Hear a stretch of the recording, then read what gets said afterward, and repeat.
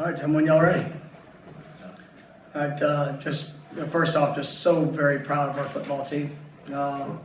We've talked about it, since we started back in January. It's about the investment, the work, the relationships. We've got a very competent football team in times of adversity because they know they've invested work. And, I thought that tonight, even with the adversity that showed up, guys were down. Some guys were not available, didn't make the trip, some of our best football players. But tonight, our guys, they willed themselves to victory. I'm so proud of Tate Rodemaker. I knew we could win with Tate. Knew we could win with Tate. And I've seen it in practice. I've seen him work. I've seen him so much invest and be prepared for the moment. He got put in a challenging situation on the road. But he just went out there and responded there in the second half. It is just a incredible example for what this team is built on. And I'm just so proud of our players, our coaches. I mean, that's a special night. That's one that I will remember forever. Because it was an incredible atmosphere that having to play in, and a lot of adversity that showed up. But we talk about that heart, we talk about the identity, and the identity of Florida State football showed up tonight on a national stage. And so I'm just proud of our team. I want to give credit to Louisville. That was an incredible game. They have some tremendous players. Those guys compete hard. It was physical, tough, back and forth with coaches, schematically. I mean, it was just a fun game to be a part of. And I'm just so happy for our guys that at the end, it just took one more play. Same thing that showed up in the Superdome a few weeks ago. We got our one more play. And with that, I'll take questions. What was it like to see Johnny step up and make plays with Tate? I mean, it's, Johnny's been incredible. Just his growth from spring practice to this fall. We believe we got a special player there. We've got, he sees the moment. And, his size, his speed, going and attacking the ball. It was really an impressive performance. Tate put the ball in great places for him. And, to see those two connecting, I mean, that's what it's all about. And a lot of guys showed up big tonight. I mean, it was a fun performance for our football team. Just when guys seize the moment, and we tell them you never know when your number's going to be called, but you got to be ready. And to see guys, Trey Benson there in the second half, some of those runs were incredible. Trey Ward continues an incredible leader for us. Guys on the offensive line that had to battle, playing different positions, moving around. The defensive front, Patrick Payton, coming in for Jared, when he went down, and just, the Ray with Fabian not playing tonight, and we got really into our depth at D-tackle, just across our whole team. It's hard to point out any. It was a heck of a response, and just once again, really proud of them, and I thought, but yes, Johnny did an exceptional job. Louisville scored to go ahead 28-21. It was TV timeout. You talked one-on-one with Tate. What did you tell him at that point? Just keep playing. Trust your eyes, trust your feet. Go out there and trust your training. That's the reality of it. What he did tonight, I've seen before. It's not been on Friday night national television, but I like I said at the beginning, I knew we could win with Tate. And for him to go out in the second half, being down, on the road, hostile environment, and he just kept playing.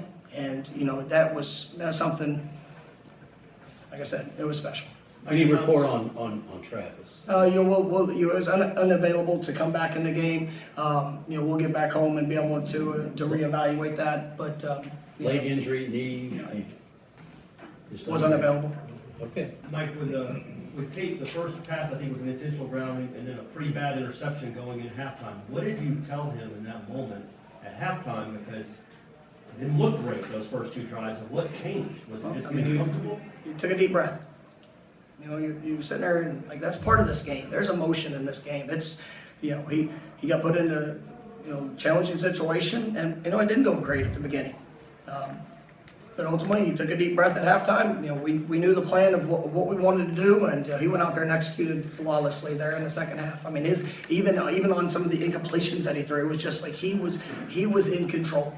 He was in control in that second half, and I thought he did a remarkable job. He just played football, and the guy is a good football player. And like I said, I get to watch it every day. And, we've got one of the best quarterbacks in the country in Jordan Travis and, Tate and AJ and those guys, the way that they compete, the ability that they have. I mean, you just never know. And I mean, that's why you play this game, that's why you coach this game, for times like this, when your number's called and you get to rise up and just go show people how you respond, especially when it doesn't go well. How big was it for him to just get a good play, to throw to Johnny in the middle of the field? How big was it just for him to do that in the game?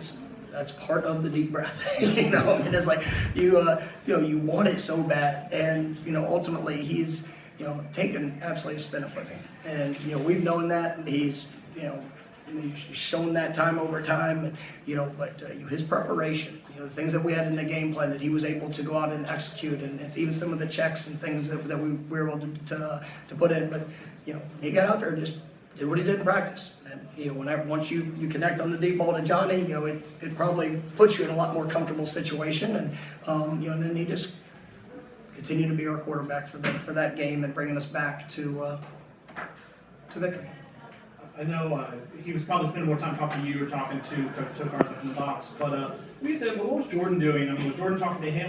How was Jordan staying involved? It seemed like he was moving Absolutely, and I told Jordan at halftime when I knew that he was going to be that he wasn't going to be available in the second half. I told Jordan, I said, all right, you got a job to do. It's no everybody has a role, and Jordan is special when he's on that football field in between the white lines. He's special when he's on the sideline too. Right? The impact that he makes, his encouragement, these guys are brothers. They care about each other. I've said that since we started fall camp. You asked me about what I thought the identity was of who these guys were. They are a family. They care. And even though Jordan couldn't make a play in the second half on the field, he was definitely there to help support his guys right off the field. And that's what this is about. That's the thing that makes Florida State special. It is the people. And yes, they're incredibly talented young men, and they're growing up, and we're still at the beginning of our journey. That's like the mistakes we made. We've got a lot to clean up. But what matters to me is that our character, our identity, the foundational elements of this program, and we're showing what we're about. And when guys can't go on the field, and when they're not available, but they're still making an impact, that's what makes it special. Where does that come from? Like the identity, the ability to respond. That's something you've seen for months, if not a year now. I guess, how have you guys built that? We coach them really hard. We hold them to very high standards. Right? I'm not talking about standards that are just out there on the field. Right? The standard, we hold them off the field, in the classroom, in the community. Every day, the focus and the purpose is to be their best. Right? Tonight wasn't about Louisville. Last couple of weeks wasn't about LSU. It wasn't about anybody else. What I care about is that Florida State football. And the young men I get to coach can go out there every day and put their best foot forward. And then when they get knocked down, when they have a bad moment, how they get up and how they respond. And this program is not for everybody. But for the ones that are in that locker room, it's for them. Because they embrace that challenge. Because whenever you find yourself down in the second half, and on the road, and all the emotion and everything that's there, they can focus in on one play. They can look at the guy that's next to them and know, they've been through it with them. From our tour of duty to our winter programs, summer workouts, all those things. It just puts you in position. It doesn't guarantee success. Hard work does not guarantee success. But it dang sure puts you in the best position to achieve it. And that's what these guys are doing. And the focus next week will be on us to go get better. Now, we got to heal up. We got a lot of things that we're going to have to continue to grow and improve on and all of it. But I know the team I coach. I know the guys I work with, and I can promise you we're going to work our butts off to make sure that when we step on the field next time, we're better than what we were today. What did you think of what you got from the defense, and how much did the absence of Fabian play? That is a very talented offense. Playing at home, you could just feel. That Malik Cunningham is a special player, and those running backs that ran hard, the receivers made plays. It was a challenge, and they got there were some plays that they had, but ultimately we were able to start. We created some takeaways, and that we knew that was going to be big in this game. They were going to make some plays, but ultimately if we could make those explosives of being able to get the ball back. How about the fourth down stop? In the sequence before the second to last drive. Those moments, man, the guys just rose up, and I'm just so proud of them. I thought our defense, really played hard. There were some times we had bad communication. Some guys, just with all the right intentions, we got to continue to to put that best foot forward. But I'm just, they found a way. And at the end of the day, the defense was on the field and they needed to stop, and they went and got that stop. How many guys do you think you need to evaluate injury-wise when we get back to Tallahassee? I mean, all of them. I mean, it's a physical game. I mean, it's part of it, and so we'll get back. We'll see where everybody's at, and we'll go from there. But I promise you, our team, they'll get up, they'll push, they'll fight to do everything that they can do. The guys that couldn't finish the game, I promise you, they're going to push to do everything they can do to be available next week, and if not, then as quick as possible, because they're going to put in work. You made an emphasis on how the team responded after LSU. Now after a win like this, how do you want your team to respond to it? Get better. Enjoy it. And you hear it in the locker room. Right? I mean, I want them to enjoy this. This is, you compete for these moments. We get home, we'll go and look at it, give them off tomorrow. They'll all be having treatments, just so you know. But Sunday, we're going to come back and we'll go back to work. Right, we'll learn from the mistakes. We'll celebrate the good things that were done. But ultimately, the objective will never change here. I'm expecting them to step on that field Sunday better than they've ever stepped on that field. Lord willing, we get to Tuesday, we're going to go be better than what we've been. And that is the message. And you guys, especially local guys, are out there on our bye week practice. We had one day that was average. Right? And I let them know it was average. And then they let me know that they were going to respond, right? Because that's not who they are. And I think that helped us win. I think that helped us win today. Dang right I do. Right? And I believe in the character of this team. I love coaching this team, and where that takes us, we're going to continue to work.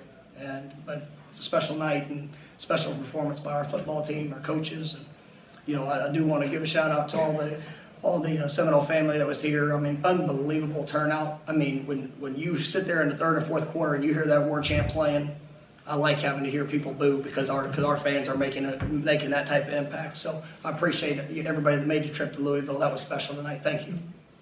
Time for a couple more. Oh, that was like my exit. All right, thanks. If somebody has a question, Derek wants more. Thank you, Mike. Thank you, guys. And I felt good. Like that was. You guys be safe traveling home. Thank you.